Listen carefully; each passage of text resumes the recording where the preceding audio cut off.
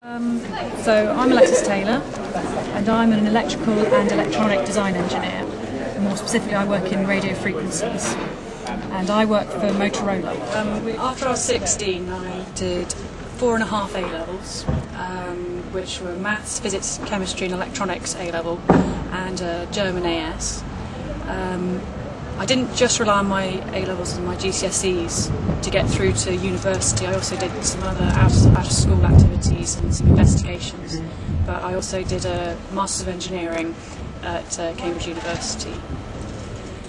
When I was thinking of going into engineering, as I didn't concentrate on just my school subjects, I also attended Head Start courses at Southampton University where we learnt about rocket science and did some extra investigations into the kind of things that an engineer would look into during, I think it was by the end of my lower 6th year.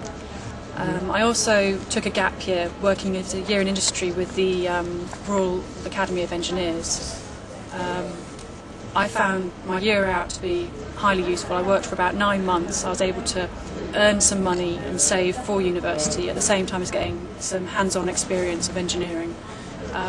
Both of these helped by looking good on my CV, or the equivalent of this university application form, and helping me in making my decisions towards doing engineering as a university degree and going on in my career. When I was thinking about what field of engineering to go into, I wasn't sure when I was at school what subject most interested me. I knew I liked working out how things worked and I liked playing with sort of hands-on projects.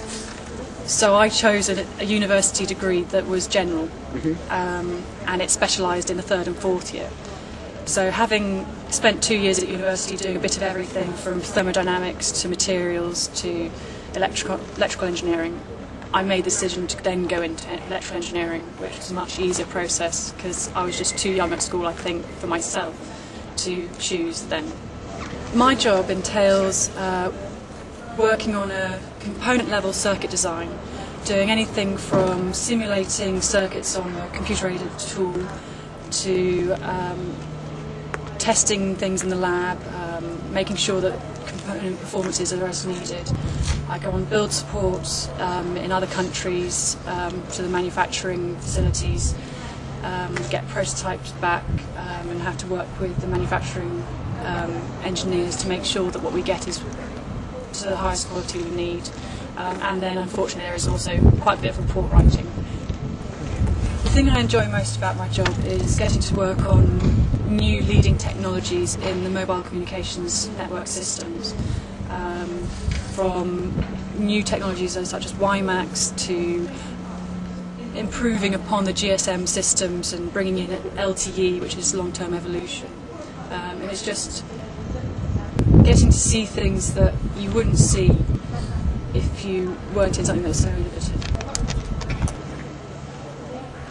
I'd recommend engineering to people who are inquisitive and creative, and if you've always enjoyed maths or sciences, or it's such a cliche, but if you play with Lego, it's always good fun. The engineer is currently slightly undervalued in the UK, but that's starting to change, and I think that in a few years' time it'll be a decent career to choose.